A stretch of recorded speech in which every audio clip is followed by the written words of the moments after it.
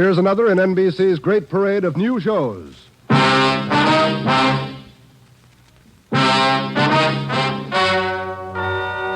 and gentlemen, the story you are about to hear is true. Only the names have been changed to protect the innocent. NBC brings you Dragnet.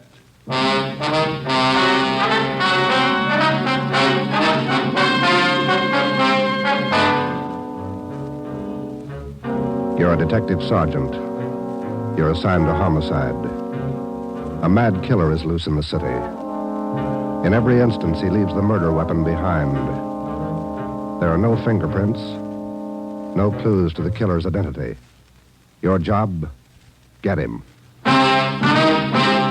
Dragnet, the documented drama of an actual crime, investigated and solved by the men who unrelentingly stand watch on the security of your home, your family, and your life.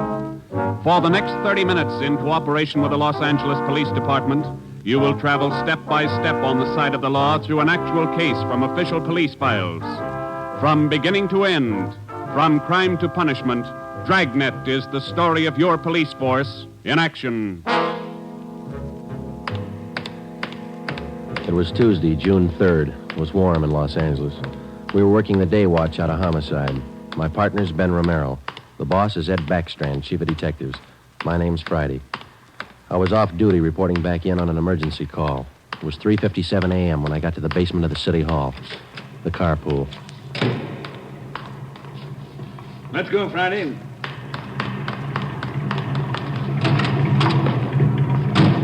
Sorry to call you back in. Couldn't be helped. All right, Ben. Okay, Skipper.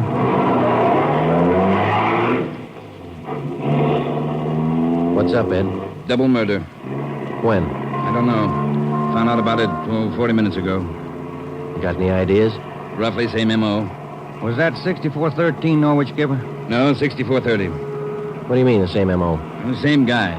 Brickbat killer. How many does this make? Counting tonight, 4. We got anything at all? Smudged fingerprint we can't even classify. Sounds like a smart operator. We gotta get him. If we have to shake down the city from one end to the other. Big job, Skipper. Big killer.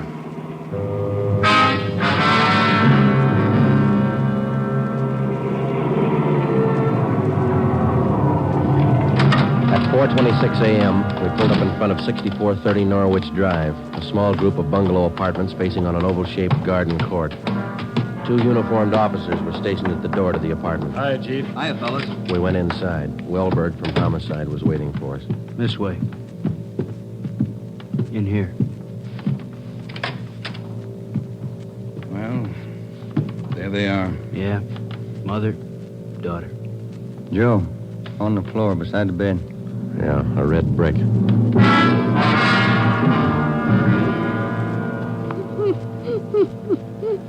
Miss Hafters, we know how you must feel about all this, but would you please try to answer a few more questions for us? Yes. All right. Poor Margaret. Ms. Hafters, how long had you known Mrs. Diaz and her daughter? 9 years. This November they moved next door. I remember it so well. We got along right from the start. And as far as you know, the only close friends the mother and daughter had live right here in the apartment court? Yes. Margaret was a pretty girl, but she was no chaser, no boyfriends. Very close to her mother. The 2 of them very close. Did they keep any amount of valuables in the apartment? Money, jewelry, things like that? Oh, no. Mrs. Diaz and Margaret didn't have much, you know. Very modest income. They both worked. And you can think of no good reason. Oh, no. Oh, poor Margaret. Poor Mrs. Diaz. Lying in there. Shock. It's a terrible shock. Wellberg, Yes, Sergeant. would you show Ms. Hafters back to her apartment? Sure, Sergeant. Thank you, Miss Hafters. We appreciate it. Yes, thank you. Poor Margaret. Poor Mrs. Diaz. Well, Joe? Let's check with Ed. He's back in the bedroom. You get anything from the neighbors? The usual, Ed. No jealous boyfriends, ex-husbands, nothing like that. Boys find any evidence yet, Skipper? Well, still working on it. You got any theories? Well, we know the killings were all done by the same guy. Mm-hmm. Cuts the same pattern out of the window screen. Cuts the same pattern with a glass cutter out of the window. Reaches in and flips the locks. All right, where's that leave us? And before he gets inside, he makes sure there are only women in the house. That means he probably watches the house for a few days. Yeah. Once he gets inside, he wants only one thing, to kill. He's never taken any valuables. As far as we can tell, he's never searched for any. What kind of a man works like that? I think the guy's kill crazy. Hey, fellas. Yes, Donner? Here's a break. 2 fair prints. 1 thumb, 1 forefinger. What'd you get, Pete? Only got 9 points. Not enough to go into court, but enough to make him. We'll know him when we get him. Yeah. Found the prints on the lens of the old lady's eyeglasses. Probably knocked him off the night table when he went after her. And when he was done, he put him back on the table. Yeah. Had blood on his hands, see? Yeah. That's funny, isn't it? Why would he go to the trouble of picking up the woman's glasses after he killed her? We'll ask him when we find him.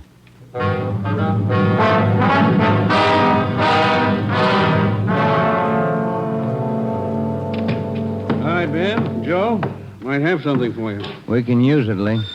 Hold it just a minute. Yeah. Crime Lab, Jones. Yeah. Yeah, all right. I'll tell him. Right, Ed. Backstrand.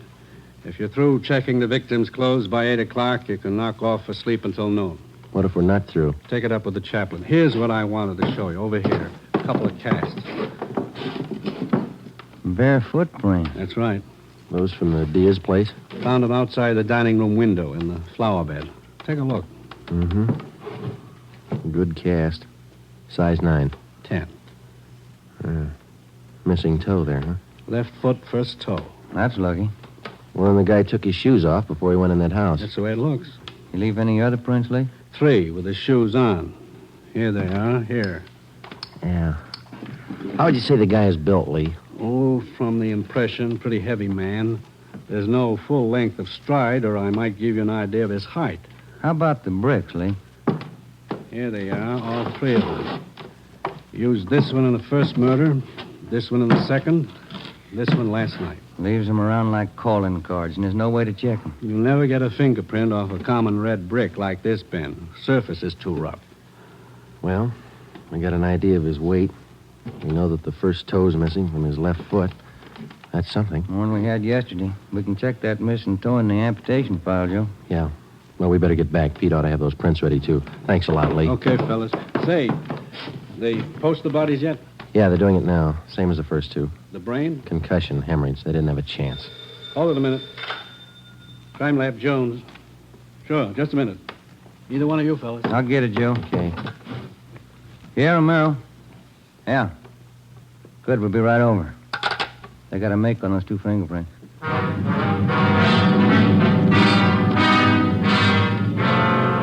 Okay, Joe. Single print file. Made him on the index finger. Let me see, Pete. Take a look, Ben. Yeah. Doesn't look like a killer, does he, Joe? Kind of nice looking. That's right, Pete. They said the same thing about John Dillinger. The name at the top of the make sheet read Carlos Richard Monterey, male, Caucasian, age 19, height 5 feet 11 inches, weight 165 pounds, dark brown hair, dark brown eyes. Last known address, 1663 Naples Street, Los Angeles. Previous arrests, 1, auto theft, February 8th, 1936. That was all. Ben and I had been expecting more. The information on the mama sheet for Monterey was 13 years old. So was the picture. So was the description. So was the address. In 13 years, a man can change in 1,000 ways. So can his habits, his appearance, his address. In 13 years, everything can change except 2 things. A man's fingerprints and a physical deformity.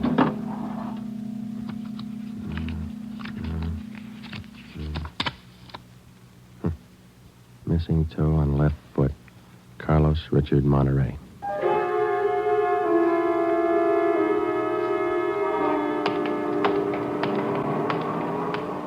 Here it is, Joe.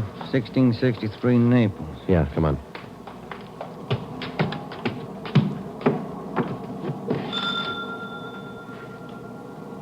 Somebody's coming. Mm-hmm. Yes? What is it? We're police officers. We'd like to ask you a few questions. Oh, yes. Would you like to come in? Thank you, ma'am. Yes? Would you mind telling us your name? Monterey. Isabel Monterey. What is it you want? You're married? Yes. My husband is Francisco Monterey. Would you explain why you are here? We thought you might be able to help us. We're looking for a man named Carlos Monterey. I don't understand you. We're looking for a man. We'd like to talk to him. Do you know where he is? Yes. Carlos is dead 7 years ago. He's dead, my husband told me. And does your husband know Carlos, or did he know him? He was his brother. What about your husband's parents, Miss Monterey? Where are they? They're both dead. Some time now. Have you ever met Carlos? No, never. I have only heard of him. What have you heard of him, Miss Monterey? Do not ask me. This is important, very important. Francisco would not like it if I told you. It's important, Miss Monterey, believe us. Carlos, he's sick. His mind. For 8 years, Francisco has not seen him, not heard from him. He thinks he's dead. But he only thinks so, Miss Monterey. No one's told him his brother's dead. He just thinks so. What else is there to think? Where's your husband now? At his work, the store, Rivera Street near Main, grocery, Monterey Cartwright grocery.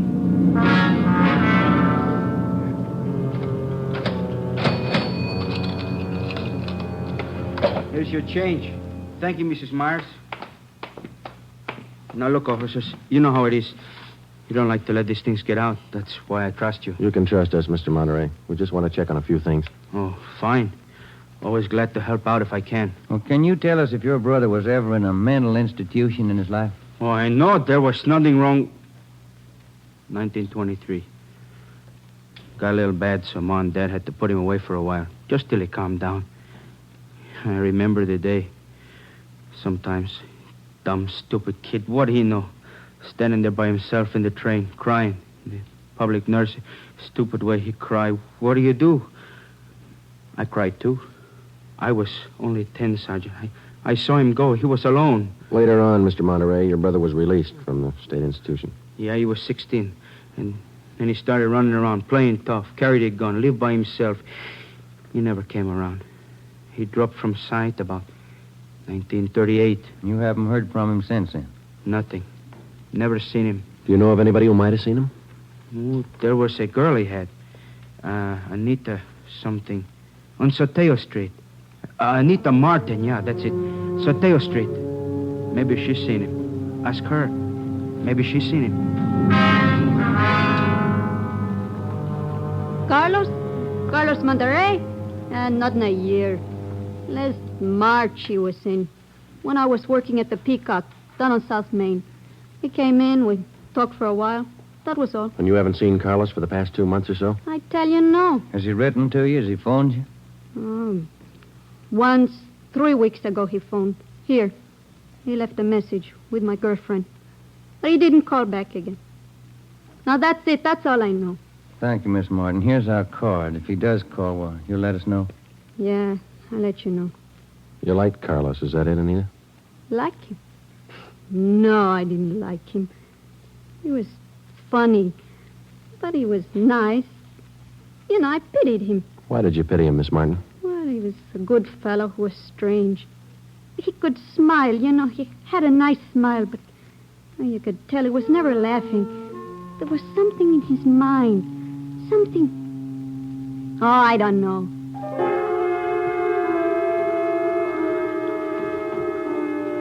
At least a year, closer to 2, I haven't seen Carlos. No letters, not a card, nothing.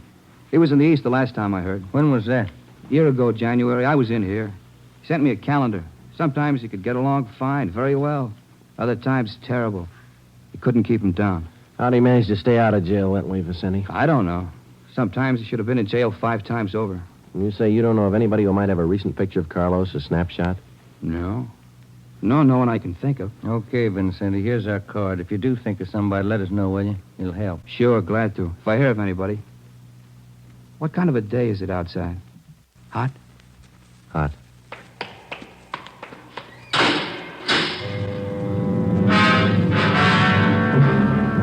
By 5 o'clock that afternoon, Ben and I were certain of one thing. Carlos Monterey was in the city of Los Angeles, somewhere. We drove back to the office and told Ed Backstrand about our interviews with Monterey's relatives and his friends. Inquiries and requests for further identification and information on him were immediately relayed to the state mental institutions. The 13-year-old picture of Monterey taken from the files was copied and distributed with a note of caution as to the age of the photograph. An APB was sent out. Stakeouts were placed at the home of Monterey's brother, at the brother's store, and at the apartment of Anita Martin.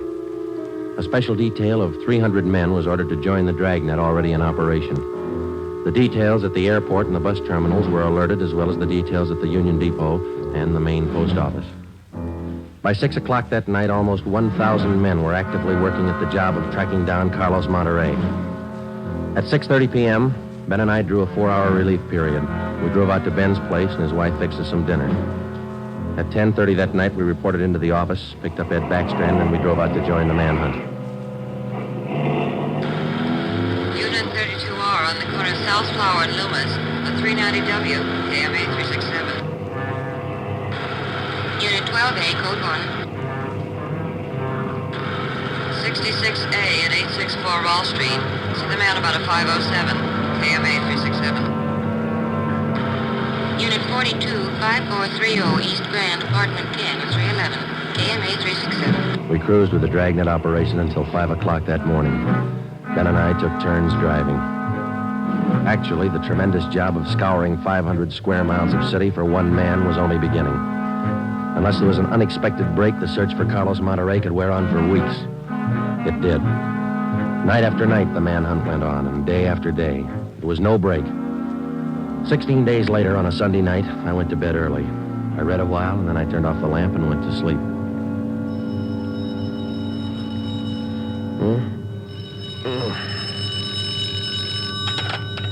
Hello? Friday talking. Sorry, Joe. Get in here as fast as you can. What's the matter? That girl Monterey knew, the one you talked to, Yeah? she left her apartment, went to her girlfriend's. Yeah? She's dead.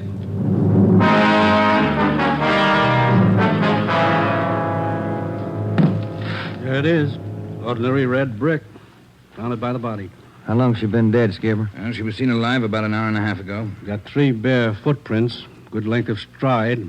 Found them down in the lot beside the house. What do they look like? Same guy. First toe missing from the left foot. The same weight impression. Should be about 5'11". That checks out with what you got, doesn't it? All right, so it's the same guy. What about those shoes we found, Lee? Yeah, they correspond. They were impregnated with foreign matter. What'd you find? Particles of lettuce leaf, dry onion skin, traces of red cabbage. Maybe a vegetable counter. Maybe. What about the city wholesale market down on Front Street? What about any market in Los Angeles? No, Lee, that wholesale market is big enough to hide anybody. Hundreds of transients work in there. Some of them even sleep there. For a guy like Monterey, it'd be perfect. That's a fair guess. Check it when it opens. They open at 2 a.m. 2:30 now. All right, get back to the office and pick up as many extra men as you need. Get down there right away. Okay, Ed. Now, you know he's a rough one, so watch it. On Monday, June 23rd, at 2 minutes past 3 a.m., we pulled up at the city wholesale produce market. With the exception of 54 police officers in plain clothes who mingled with the buyers and sellers, business went along as usual. The market itself covered almost 3 square blocks in the lower part of the downtown area. It was divided off into hundreds of individual stalls by flimsy wooden partitions. To make the search even tougher, the place was crowded. For the first 45 minutes, we had the men circulate at random through the crowd on the chance that one of them might spot Carlos Monterrey from the 13-year-old picture. It didn't happen. After that, we started a systematic canvass. We talked to the customers, we talked to the managers of the different booths, we gave them Monterey's description, we showed them his picture. Nobody recognized him. We checked the employment records one by one. Not a sign. Sorry, Sergeant. I'd like to help. I've never seen the guy. Okay, Mr. Snyder, thank you. We sure picked the sweet jobs, don't we? Oh, yeah, we could spend a year at this. Oh, Sergeant Friday. Yeah, Kamansky. Did you find something? Guy at the booth over there against the far wall. Thinks he might have hired Monterey a couple of days ago. Come on, Ben. Where? Over there, Sergeant. You showing Monterey's picture? Yeah, he thinks it might be him. Mr. Fresnetti, this is Sergeant Romero, Sergeant Friday. Yes, I told your boy, Sergeant. This fellow Carlos, I hired him to help last Thursday. Big rush for me now, so I hired him. You sure he's the man? In the picture? I think so. A little older, maybe. Oh, but I know faces. He's the man. You're looking for him? You say you hired this man last Thursday? That's right. It's a big rush for me now in the morning. I hired him Thursday. He worked Thursday, Friday, Saturday. But he don't show up this morning, so I got no use. Too many men to pick from. He don't show up, I let him go. What kind of work did he do for you? Same as he did for Schiller down there. Heavy work. Moving the stores, cleaning up. What kind of produce does Schiller handle, Mr. Fresnetti? Fancy, very fancy vegetables. Choice. New potatoes, expensive red onions. Schiller sells to the big hotels. Does Schiller handle brown onions, Mr. Franzen? Oh, only the best. Big dealer, that Schiller. Sells it to the big hotels. How long has this Carlos been working around the market? Oh, I don't know. Is it just like the rest? First he worked for me, then Largo Massini, then a Schiller. Hey, why are you looking so hard for him? He stole something? He murdered somebody. Him? Mamma mia, murder. Do you have any idea where Carlos lives? Oh, me? No. And if he comes back here, I tell him to get out. I got nothing to do with this trouble. No, you'll tell him nothing, Mr. Fresnetti. Here's our card. If you see Monterey again, call us. Say nothing to him. Oh, sure. I remember. Joe, call the chief at the office, will you? Message just came in. Thanks, Al. Come on, Ben. Yeah, there's a phone booth. See? No, I don't. Where? Straight ahead, little left. Oh, yeah. You got a nickel? Let's see. Oh, yeah. Yeah, there you are. Thanks. I'll see what Ed wants.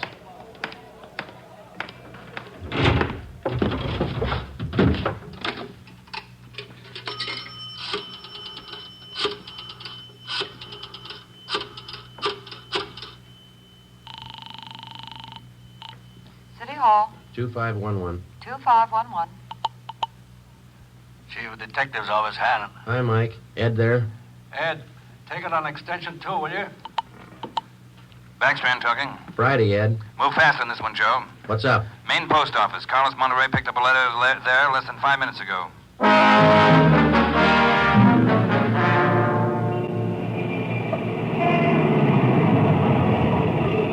Come on, Ben. There's Ed over there with Wellberg. Yeah. Traffic short jammed up around here.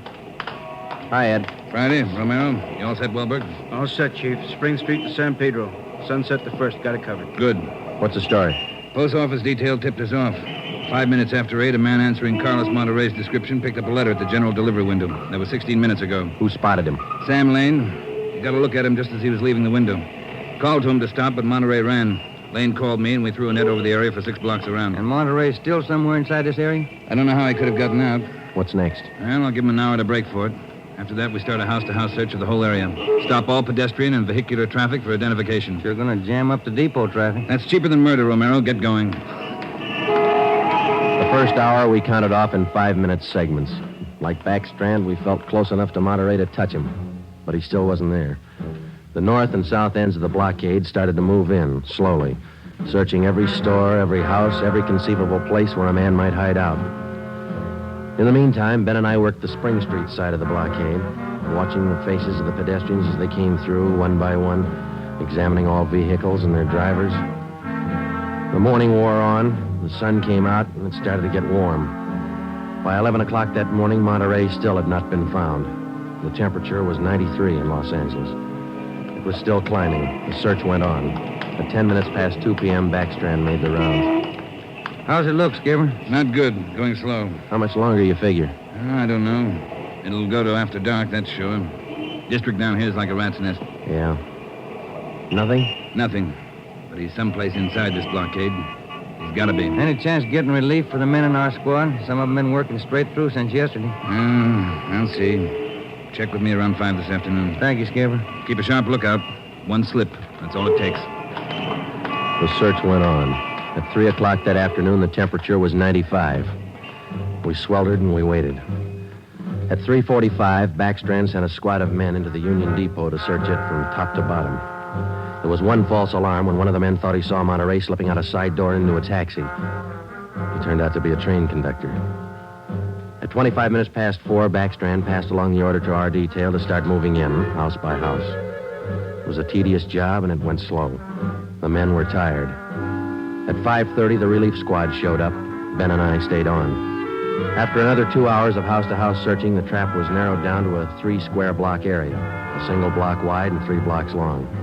It started to get dark. Backstrand ordered out batteries of floodlights. By 8 p.m., the cordon closed in around the last 2 square blocks. Lines are all set, Skipper. Ready to move. Good. What do you think? Well, we'll know pretty soon, one way or the other. Frank, keep that traffic moving. All right, you two, get going. See you later, Skipper. Joe, let's take a look in here. Okay. Sure is an old building. Yeah. Where'd Kamansky go? I don't know. He's here a minute ago.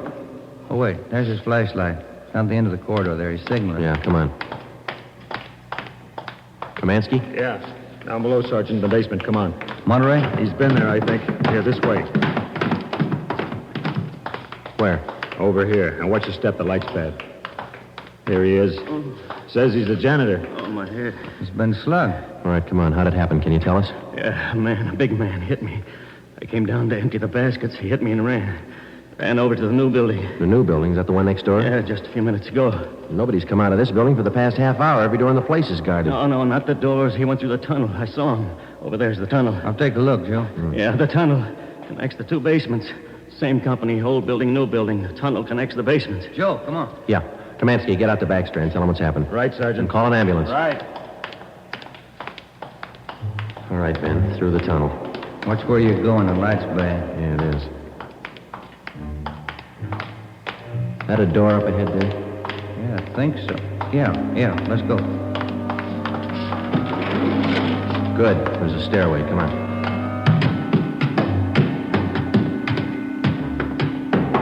Watch the doors. Joe, the elevators. They're both on the third floor. Let's head for the stairs. Ben, come on.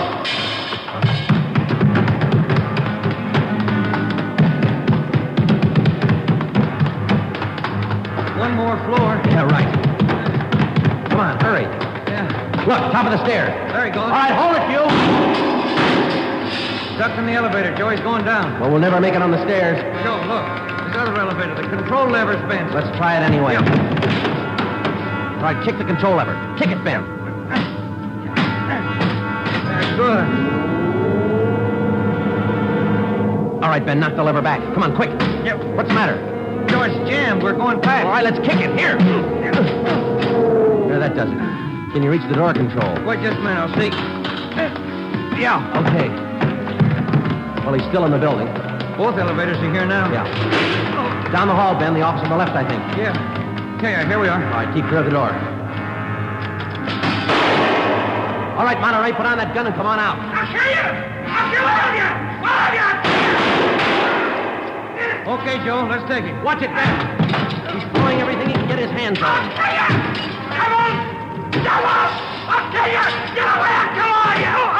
All right, Monterey. Come on, you. Everywhere you! Kill you! Okay, Ben, take him.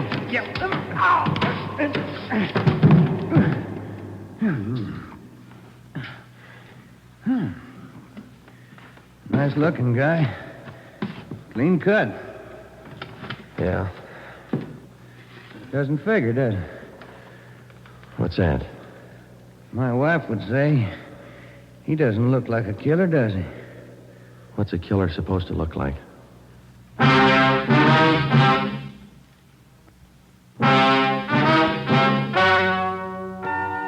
story you have just heard is true.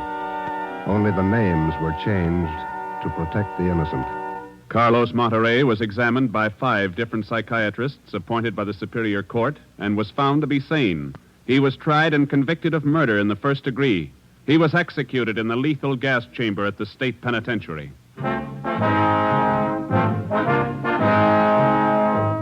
You have just heard the 17th in a new series of authentic cases from official files. Technical advice for Dragnet comes from the office of W.A. Wharton, Acting Chief of Police, Los Angeles Police Department.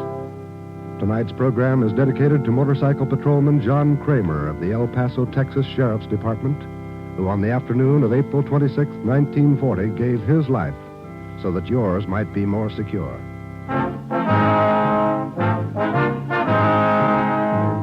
Dragnet came to you from Los Angeles.